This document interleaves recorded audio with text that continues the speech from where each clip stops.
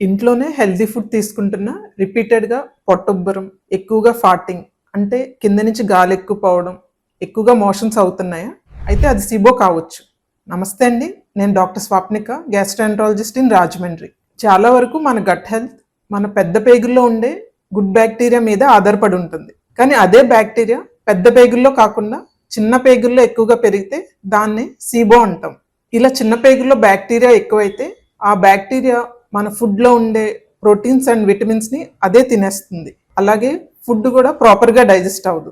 దానివల్ల తిన్న తర్వాత పొట్ట ఉబ్బరంగా అనిపించడం, ఎక్కువగా ఫార్టింగ్స్ అవ్వడం, మోషన్స్ అవ్వడం, అలాగే ఎంత తిన్నా రోజంతా నీరసంగా ఉంటారు.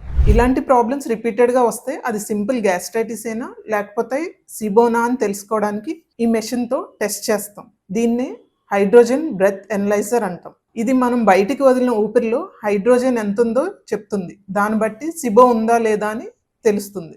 సాధారణంగా సిబో ఉన్న వాళ్ళు ఈ చిన్న పేగుల్లో ఉండే బ్యాక్టీరియా మనం తీసుకున్న ఫుడ్ని హైడ్రోజన్గా తయారు చేస్తుంది. సో ఈ టెస్ట్ చేయించుకోవడం ద్వారా సిబో ఉందా లేదా అని డయాగ్నోస్ చేస్తాం. సో మీకు గ్యాస్ టాబ్లెట్స్ వాడుతున్న రిపీటెడ్గా ఇలా పొట్టుబ్బరం ఎక్కువగా ఫార్టింగ్ అవుతుంటే అది సిబోనా అని చెక్ చేసుకుని సరైన ట్రీట్మెంట్ తీసుకోండి.